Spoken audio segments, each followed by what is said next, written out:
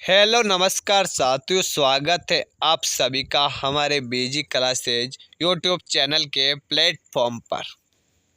तो आज एक और नई क्लास में आपके लिए लेकर आया हूँ जो राजस्थान जीके से संबंधित है।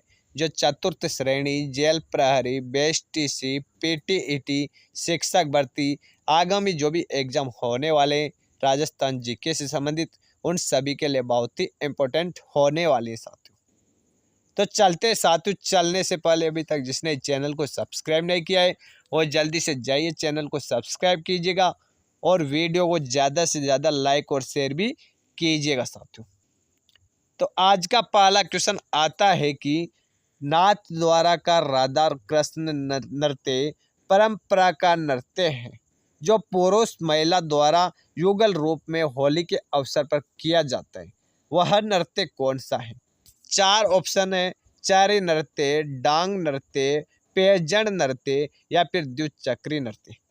तो इसका राइट आंसर बताइएगा साथियों कि नाथ द्वारा का राधा कृष्ण नृत्य परंपरा का नृत्य है। तो पहला क्वेश्चन तो ये बना कि राधा कृष्ण नृत्य नाथ द्वारा का कौन सा नृत्य? तो परंपरा का नृत्य। दूसरा क्वेश्चन है कि नाथ द्वारा राधा कृष्ण नृत्य किसके द्वारा किया जाता है? तो पुरुष व महिलाओं दोनों के द्वारा किया जाता है, यानी कि युगल नृत्य कब किया जाता है? होली के अवसर पर किया जाता है। लेकिन नृत्य कौन सा है ये? तो चार ऑप्शन है आपके सामने, तो चारों में से आपको एक राइट आंसर बताना था। वो क्या था? डांग नृत्य।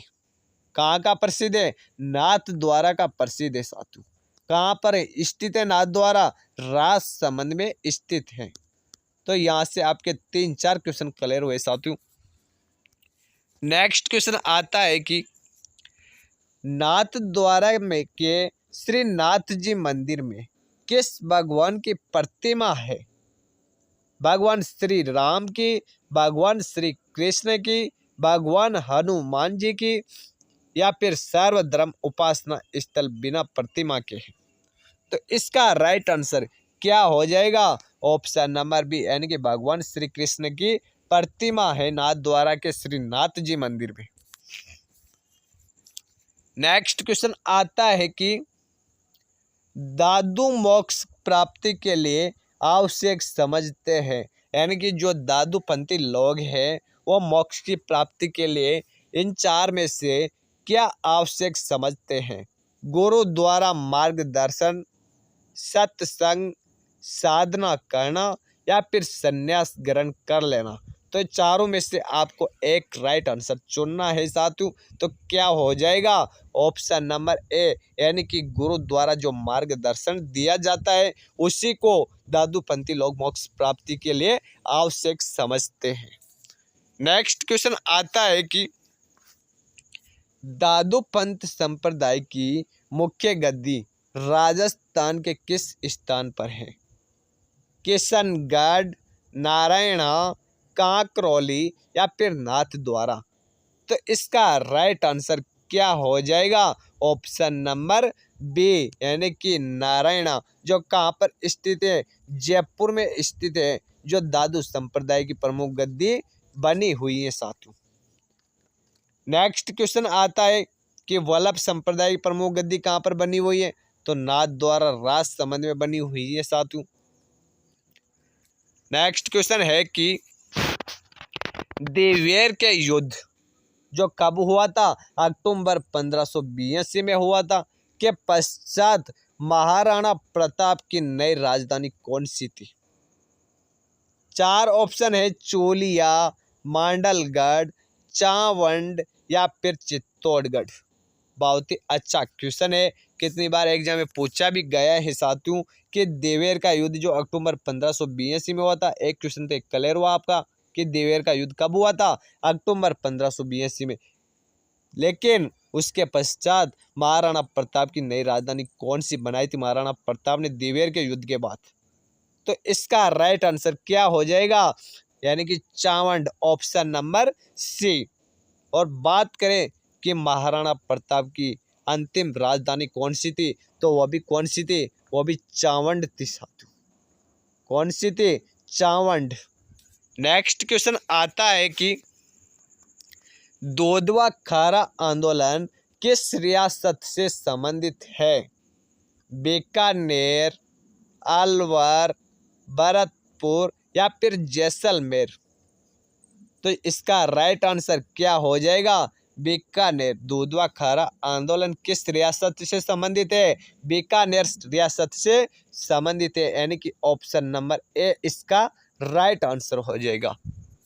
नेक्स्ट क्वेश्चन आता है कि दूसरा जलियांवाला बाग कांड से संबंधित स्थल नीमूचना किस जिले में स्थित है? यानी कि दूसरा जलियांवाला बाग हत्याकांड किसे कहा जाता है? नीमूचाणा हत्याकांड को कहा जाता है। एक क्वेश्चन तो ये क्लियर हुआ आपका, लेकिन नीमूचाणा किस जिले में स्थित है? 4 ऑप्शन दिए गए हैं, नागौर, अलवर, भरतपुर या फिर जयपुर। तो इसका राइट आंसर क्या हो जाएगा? अलवर। नीमूचाणा कहाँ पर स्थित है? अलवर जिले में स्थित है। नेक्स्ट क्वेश्चन आता है कि देश का एकमात्र अभयारण्य जो भेड़ियों के लिए प्रसिद्ध है, जहां पर भेड़े प्रजनन करते हैं। 4 ऑप्शन है, बेसरोडगढ़ अभयारण्य, जयसमंद अभयारण्य, कोमलगढ़ अभयारण्य या फिर कैला देवी अभयारण्य। तो इसका राइट आंसर बताइएगा कि देश का एकमात्र अभयारण्य है जो भेड़ियों के लिए प्रसिद्ध है। तो ऑप्शन नंबर सी इसका राइट आंसर हो जाएगा, यानी कि कोमलगढ़ अभयारण्य। कौन सा अभयारण्य है? कोमलगढ़ अभयारण्य, जो भेड़ियों के लिए प्रसिद्ध है। नेक्स्ट क्वेश्चन आता है कि देश के कुल अभ्रक उत्पादन में राजस्थान राज्य का कौन सा स्थान है? पहला, दूसरा, तीसरा या फिर चौथा। तो इसका राइट आंसर क्या हो जाएगा? ऑप्शन नंबर सी, यानी कि राजस्थान का अभ्रक उत्पादन में कौन सा स्थान है देश में?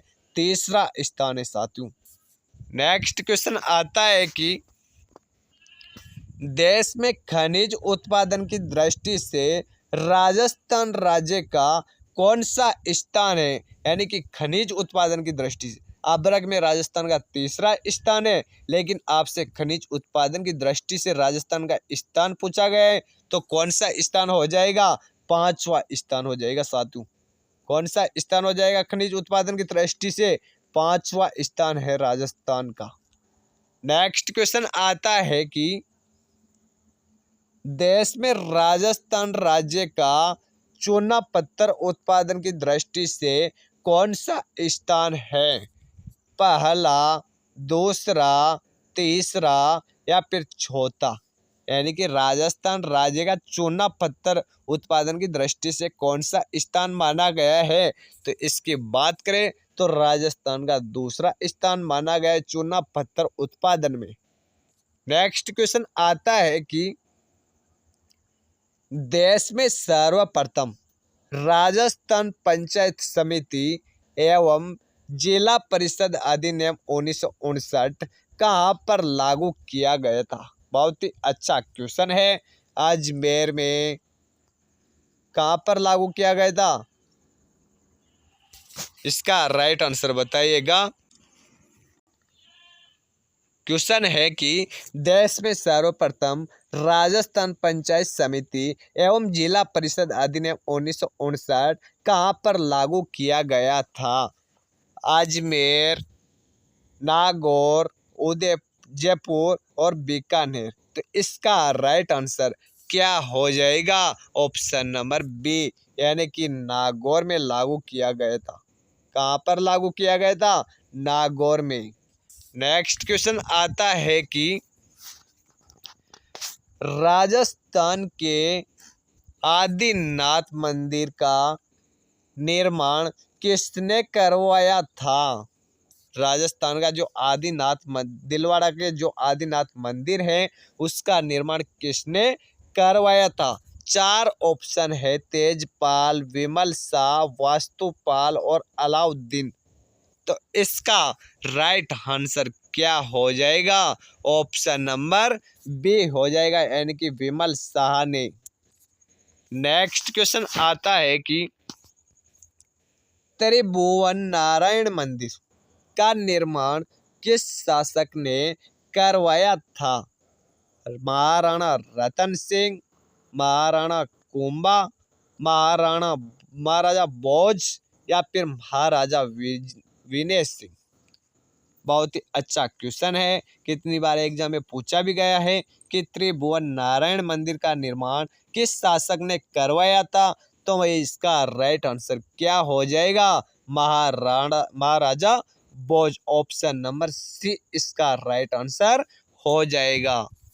नेक्स्ट क्वेश्चन आता है कि भारतीय मूर्ति कला का विश्वकोश किसे कहा जाता है? विजय स्तंभ को, जैन कीर्ति स्तंभ को, फतेह प्रकाश महल को या फिर जयपुर पैलेस को? तो इसका राइट आंसर क्या हो जाएगा? ऑप्शन नंबर ए यानी कि विजय स्तंभ को भारतीय मूर्ति कला का विश्वकोश कहा जाता है। क्यों कहा जाता है? क्योंकि हिंदू देवी देवताओं का इसे अजायब घर भी कहा जाता है और यहाँ पर लगभग 33 करोड़ देवी देवताओं की मूर्तियां रखी हुई हैं, इसलिए इसे भारतीय मूर्ति कला का विश्वकोश भी कहा जाता है। इसका निर्माण की बात करें तो किसने करवाया था? महाराणा कुंभा ने इसका निर्माण करवाया था। और कब करवाया था? 1440 से 1448 के बीच में इसका निर्माण महाराणा कुंभा ने करवाया था। क्यों करवाया था? क्योंकि महाराणा कुंभा ने सारंगपुर युद्ध की विजय के उपलक्ष्य में इसका निर्माण करवाया था, जो 1437 में सारंगपुर का युद्ध हुआ था। नेक्स्ट क्वेश्चन आता है कि राजस्थान के हरिद्वार के नाम से किसे जाना जाता है? भोपाल सागर, बारडोली, ज्ञान सागर या फिर मात्र कुंडिया? तो इसका राइट आंसर क्या हो जाएगा? ऑप्शन नंबर डी यानी कि मात्र कुंडिया चित्तौड़ को राजस्थान का हरिद्वार के नाम से जाना जाता है साथियों। नेक्स्ट क्वेश्चन आता है कि महाराजा उमेद सिंह संन्यास ग्रहण करने के बाद कहाँ करते थे? महाराजा उमेद सिंह संन्यास ग्रहण करने के बाद कहाँ रहते थे? तो 4 ऑप्शन है, फूल सागर, चित्रशाला, छत्र महल या फिर शिकार बुर्ज। तो इसका राइट आंसर क्या हो जाएगा? ऑप्शन नंबर डी यानी कि शिकार बुर्ज। नेक्स्ट क्वेश्चन आता है कि बेबी जरीना का मकबरा कहाँ पर स्थित है? बहुत ही अच्छा क्वेश्चन है कि बेबी जरीना का मकबरा कहाँ पर स्थित है। 4 ऑप्शन है, डूंगरपुर, भरतपुर, बीकानेर या फिर धौलपुर। तो इसका राइट आंसर क्या हो जाएगा? ऑप्शन नंबर डी हो जाएगा, यानी कि बीबी जरीना का मकबरा कहाँ पर बना हुआ है? धौलपुर जिले के अंतर्गत बना हुआ है साथियों। तो ऑप्शन डी इसका राइट आंसर हो जाएगा। तो ठीक है साथियों, आज की क्लास का यहीं पर समापन करते हैं। मिलते हैं नेक्स्ट क्लास में। तब तक के लिए आप बने रहिएगा हमारे बीजी क्लासेज यूट्यूब चैनल के साथ। और जिसने भी चैनल को सब्सक्राइब नहीं किया है वो जल्दी से जाइएगा, चैनल को सब्सक्राइब कीजिएगा और वीडियो को ज़्यादा से ज़्यादा लाइक और शेयर भी कीजिएगा। तो ठीक है, मिलते हैं नेक्स्ट क्लास में। तब तक के लिए धन्यवाद।